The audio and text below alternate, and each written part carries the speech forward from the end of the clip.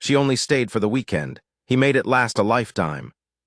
There's a give in the third porch step, maybe a quarter inch, and you either learn to step over it or you learn to swear. I've heard her swear at that step more mornings than I could ever count for you. Heard it just now, matter of fact, the soft give of the board, the word she uses, the little breath of a laugh after, like the step jumped up and got her for the first time and not the 10,000th. I could have fixed it in an afternoon. I've had the lumber stacked under the eaves since before some of you were born. I've had a lot of afternoons. She's coming down with the coffee. I can hear that too, the cup ticking against the rail where she sets it to free up a hand. Then the screen door, which has its own particular complaint, a long one. Out here you learn the house the way you learn an animal. You learn what every sound means. Let me tell you how she got here. It's the only story I've got worth the telling, and I've been saving it. It was the long weekend at the tail of May, the year the wheat scorched in the field before we could put a combine to it. Hot like a hand laid flat on the back of your neck and left there. Wind that didn't cool a thing, just moved the heat around so it could get at you fresh. I was down at the corner where the county road bends past my gate, throwing dirt back into a washout the grader had cut, and I heard her car before I ever saw it. That knock an engine gets when it's about to quit you for good. A little tan thing, foreign, packed clear to the headliner with cardboard boxes and a lamp. A lamp of all the things to save, riding up front like a passenger, the shade still on it. Steam coming off the hood in a thin gray rope, straight up, no wind down in the cut to bend it. She got out and stood in the middle of the road with her hands on her hips and looked at that engine like she meant to shame it back to life. I'll give her that first thing before I give her anything else. She didn't look at me like I was going to save her. She looked at me like I might happen to know a phone number. It's the holiday, I told her. I had my hat in my hand by then. I don't know when that happened. Verl's place won't open till Tuesday. Nearest after that 60 miles, and they won't tow on a Sunday. She took that the way you'd take a doctor telling you something you already suspected. A little nod. Looked back down the road the way she'd come, which was a long, empty way, heat shimmering off it so the far end of it wasn't even there. Looked up the road, which was the same. Then she looked at my gate, and the two ruts going up the rise to the house, and the house small and gray up there with the cottonwood beside it that my father planted and never lived to sit under. Well, she said, just that. I want to tell you what she looked like, and I find I can't do it in a way that would mean anything. You'd build the wrong woman in your head. She was not a soft thing. She had a jaw on her, and a way of holding her chin that I learned later meant she was deciding whether to trust you and had not decided yet. There was a pale band on her left hand where a ring had been and wasn't any more, paler than the rest of her, so she hadn't been without it long. I noticed it, and I didn't say anything about it, then or for a good while after. A man learns when to look at the road. I put her boxes in the bed of my truck. The lamp I set careful in the cab on the seat between us, and she watched me do it, watched my hands on it, and something in her face eased about a quarter inch. Same as the step. You learn to read the small give. That's the whole of how she came. A dead engine and a heat wave and a man who happened to be standing in the road throwing dirt in a hole. People want it to be more than that. They want a sign. There wasn't any sign. There was just the weekend and what I did with it and what she let me do. I should tell you what I was before her, so you understand what she walked into. I was the kind of man the town drove past. You know the kind. Sat alone at the counter at the diner with the paper, and the waitress filled my cup without asking because I'd been ordering the same thing since I was 19, and the men in the booths nodded at me the way you nod at a fence post you've nodded at 1,000 times. Not unkind, just settled. They'd settled what I was a long time before, and being settled is a hard thing to come back from in a small place. I'd taken over the home place at 22 when my father's heart quit him in the calving shed, and I'd held it through 40 years of weather that had taken better men's ground and sold it off in pieces at the courthouse steps. The land was no good. I'll say it plain. My grandfather had been given it more or less because nobody else would take it. Too high, too dry, too much rock pushing up through the grass like the ground hadn't finished being made. Bench land, we call it. You can run cattle on it if you know it, and you can dry farm a little wheat in a wet year, and most years aren't wet years. What I had, I'd made. I want you to hear that because she's the one who heard it first. Every spring on that place, every fence that stood, every cottonwood I'd nursed up out of nothing with water I hauled in a barrel because there was no pipe and never would be, that was mine, made with my own 2 hands, and there wasn't a soul who'd ever stood in my yard and seen it for what it was. They saw an old bachelor on bad ground. They saw a man too set in his ways to find a woman, or too sour, or too dull, and they'd quit wondering which a long time back. I'd quit wondering myself. That's the part I don't say much. By the spring she came, I was 51 years old, and I had stopped expecting the days to be any different than they were. I want to be honest about that with you. A man can make a kind of peace with a life that's smaller than he is. He can pull it on like a coat that doesn't quite fit and tell himself it'll do. I'd been wearing mine a long time. First night I put her in the spare room, which had been my folks' room, and which I'd kept the way you keep a thing you don't use, a bed made up, a quilt my mother quilted, a window that wouldn't open all the way because the house had settled around it. I changed the sheets while she stood out on the porch smoking in the dark, and I was embarrassed she'd see me carrying linens, and I don't know to this day why a man gets embarrassed about a thing like that. Supper was venison and the last of the winter potatoes, and a can of green beans that I doctored up the only way I knew how with bacon grease, because that's how my mother had done it. She ate like she was hungry and trying not to show it. I didn't ask her where she was going. She didn't tell me where she'd been. We had the radio on low, the AM station out of town that played the cattle prices and then old songs, and the dog lay under the table with his chin on my boot the way he did. Bill, the dog, was a blue heeler with one ear that never stood up right. He didn't take to people. He took to her by the second night, which I noticed, because Bill had better sense about people than I did, and I'd come to trust his read over my own. "What do I owe you?" she said, near the end of the meal, pushing the beans around, "for the room for all this?" "Nothing," I said. "I'd rather pay." "I know you would," I said. "You don't owe me anything. The room's just sitting there, the dog's glad of the company." She looked at me a long beat then, that chin coming up doing her deciding. "And you," she said. "I expect I am too," I said. And that was about as much as I'd admitted out loud to anybody in years, and I got up and cleared the plates so I wouldn't have to sit in it. The step got her the first morning, Saturday. She came out at first light. I was already up. I'm always up. The light out here at that hour is worth being up for, gray gold coming flat across the bench and the dew burning off. And she came down the porch steps with a cup in her hand and her mind somewhere else. And that third step gave under her, and she came down hard on the next one, and the coffee went, and she said a word I won't repeat to you. And then she laughed, this surprised laugh, mad and laughing both at once. I was at the rail of the corral, and I had to turn away so she wouldn't see me grin. First time I'd grinned about anything, and I couldn't tell you how long.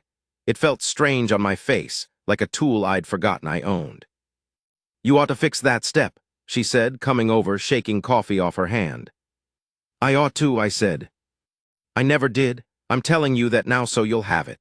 50 years that step has been a quarter-inch loose, and every carpenter and every nephew and every well-meaning soul has offered to set it right, and I've told them all the same thing, that it's on my list.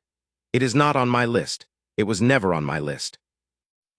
Saturday I had fence to fix, a stretch down along Lodgepole where the spring runoff had wallowed out the posts, and I figured I'd leave her to the house and the quiet. She came out to the truck while I was loading the stretcher and the staples and the spinning jenny with a new roll of barbed wire on it. "I'm coming," she said. "It's hot work," I said. "I noticed it's hot," she said. "I've been standing in it since Thursday."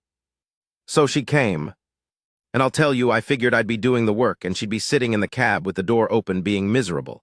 And instead she watched me set the first post and tamp it, watched close. And on the second one she had the tamping bar out of the truck before I asked, and she leaned into it. She wasn't strong like a man's strong. She was strong like a woman who decided to be, which is a different thing, and in some ways the harder one. By noon she had blisters coming up on both palms, and she didn't say a word about them. I saw her flexing her hands when she thought I wasn't looking.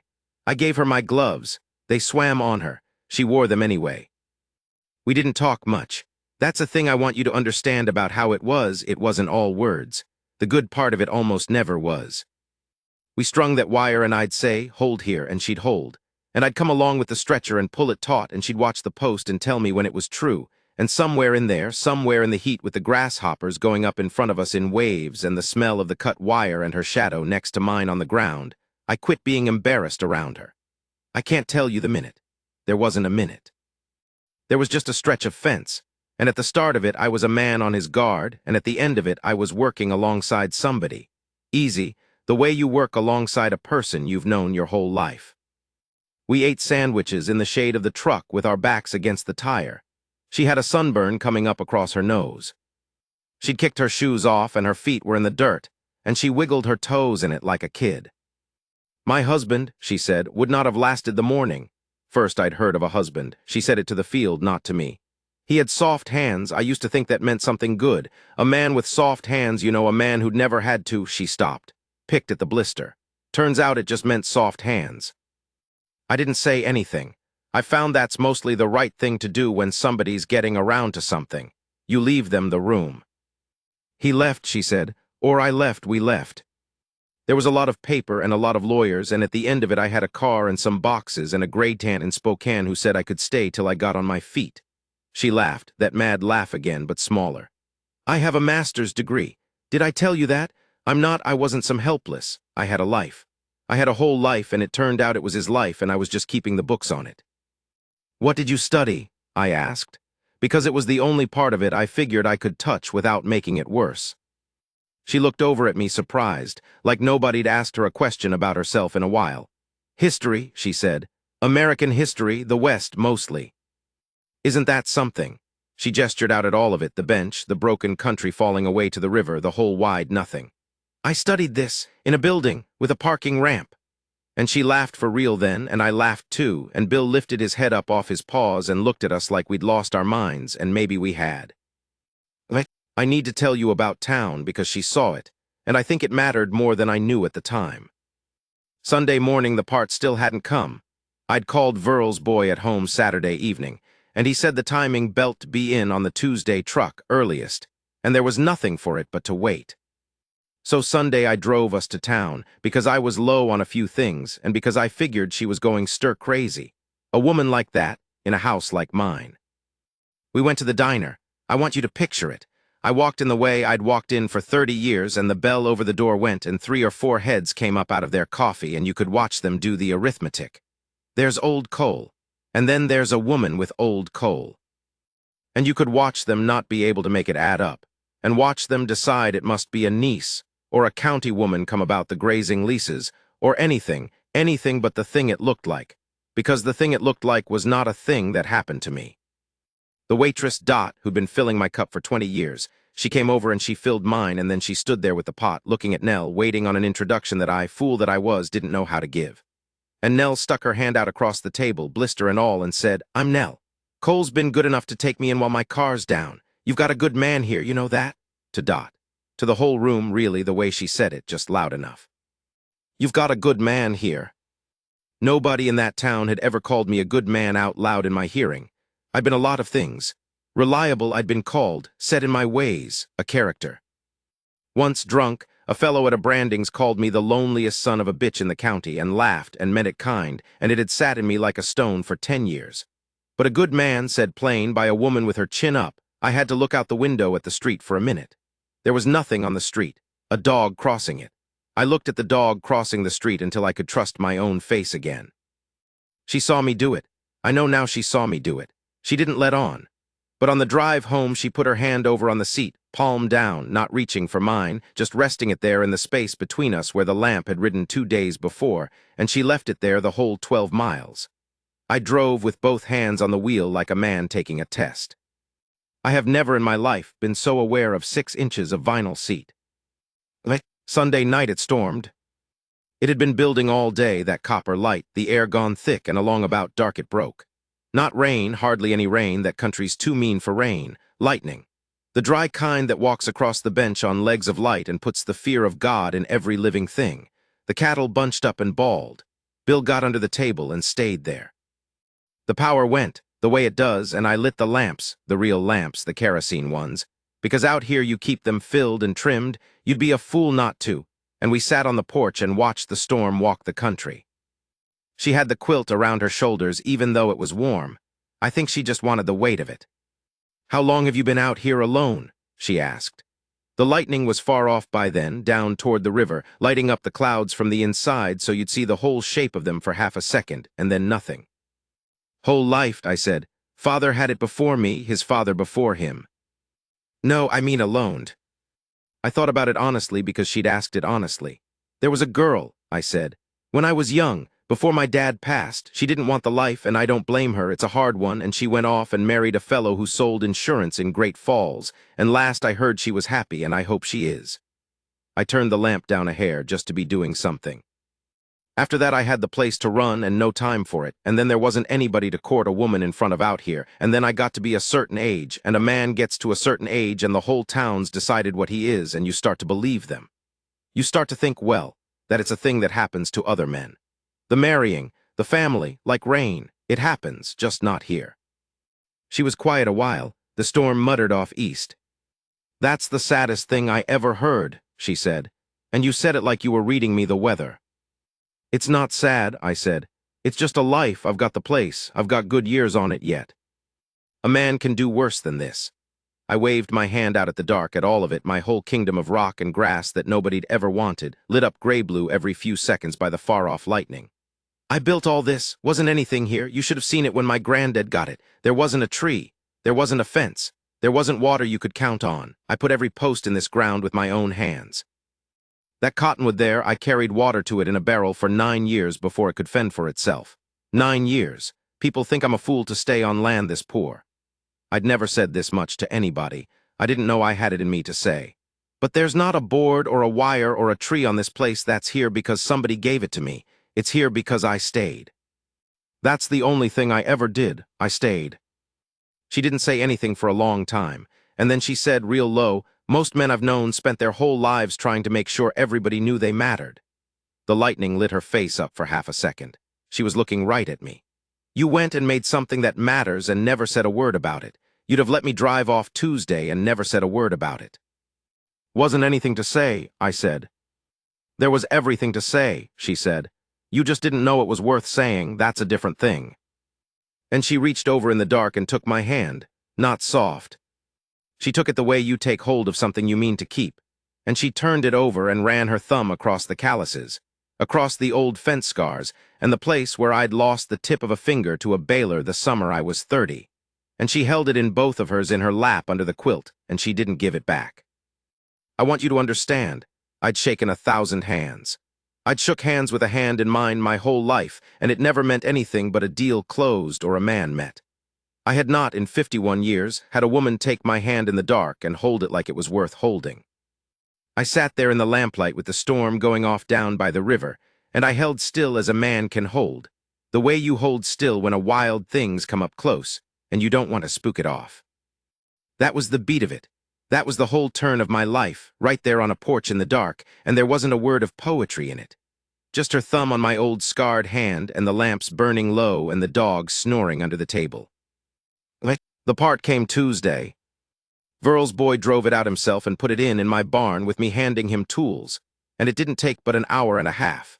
He topped off the radiator and started her up, and she turned over clean and ran smooth, that little tan engine, ready to take Nell on to Spokane and the gray tant and the getting on her feet.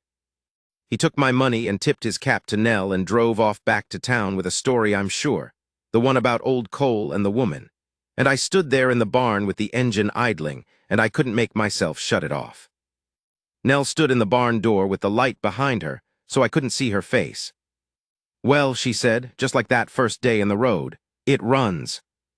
"It runs," I said. And we stood there, and the engine idled. And I'll tell you what I did because it's the bravest thing I ever did, and it wasn't brave at all. It was just the truth coming up out of me whether I wanted it to or not. I reached in the window and I shut the car off, turned the key and killed it. The barn went quiet. "Stay through the weekend," I said. I didn't look at her when I said it. I looked at the engine I'd just shut off. "The long part of the heat'll be off by then. Roads'll be cooler for the drive. Stay through the weekend and then go on if you're going." It was Tuesday. There wasn't another weekend for 4 days. We both knew there wasn't a thing about the heat or the roads in it. It was just all the asking I knew how to do. She came across the barn and she turned me around by the arm. She had to. I was still looking at that engine like it might start itself.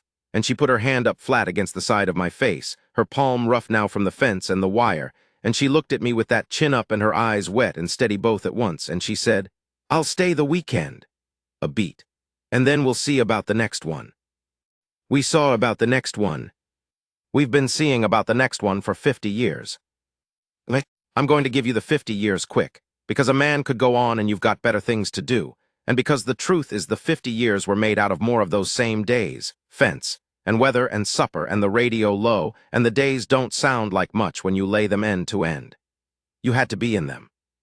She married me that fall in the Lutheran church in town, and the whole town came, every last one of them, and I watched them watch her come down the aisle to me, and I watched them do the arithmetic one more time, and finally, get it to add up. Dot cried. The fellow who'd called me the loneliest son of a bitch in the county shook my hand at the reception and didn't say anything but held on an extra second, which from him was a speech. She never went to Spokane. The gray tant sent the rest of her things in a freight box. The lamp she'd saved, the one that rode up front like a passenger, she put it on the table by the front window, and it's there right now, and she's never once let me get rid of it, though the shade's gone yellow and one of us is always knocking it. We had hard years. I won't pretend we didn't. The winter of the big die-up we lost better than half the herd, found them in the spring in the coulees where they drifted, and I sat at the kitchen table and figured the numbers, and the numbers said we were finished. Said sell the cows and lease the ground and go get a job in town like a sensible man, and I put my head down on that table, on my own arms, a grown man, and she did not say there. She was never a there woman. She put the coffee down in front of me and she said, "We're not selling your grandfather's ground. We'll run fewer and we'll run them better and we'll cut the wheat ourselves to save the custom money, and I'll keep the books because God knows you can't, and we'll stay. We'll stay." She gave me my own word back, and we stayed. We never had the children people kept asking us about the first few years with that look.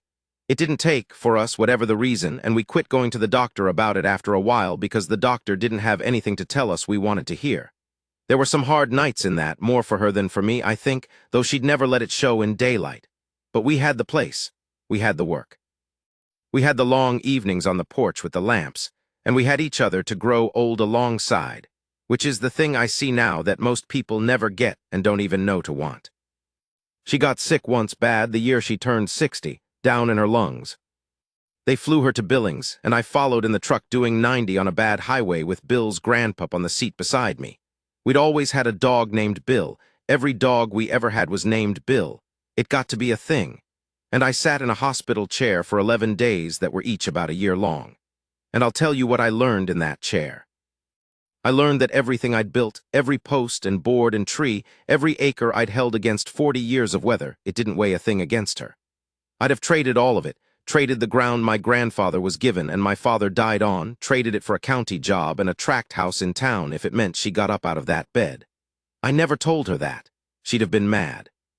She married a man who stayed, and she'd have thought less of me for being willing to leave, even for her, so I kept it. But I knew it.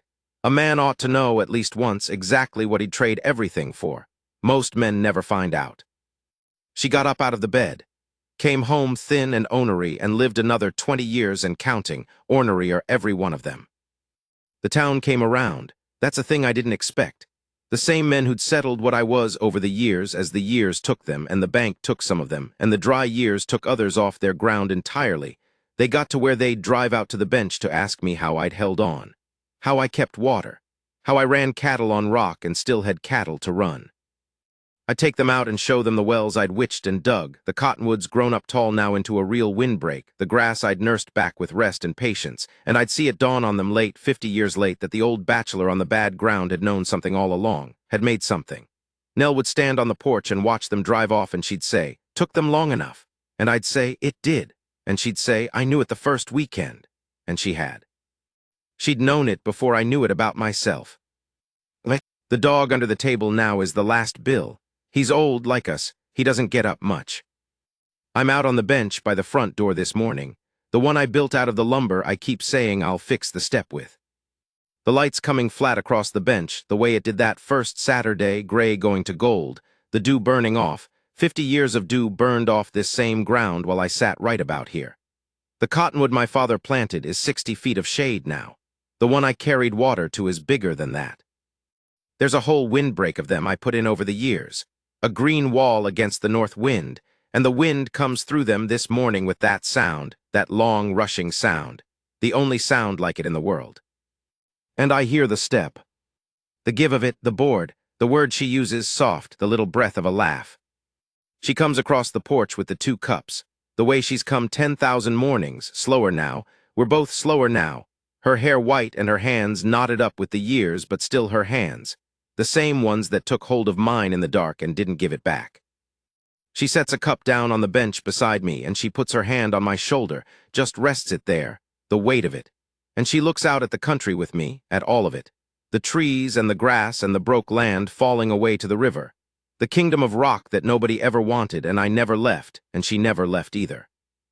You ought to fix that step, she says. I ought to, I say. She drinks her coffee, her hand stays on my shoulder. Down in the windbreak, the wind keeps up that long, rushing sound, and the last Bill sighs in his sleep against the door, and the steam comes up off the 2 cups in the cool of the morning, straight up, no wind on the porch to bend it. She only came for the weekend. I never did get around to that step.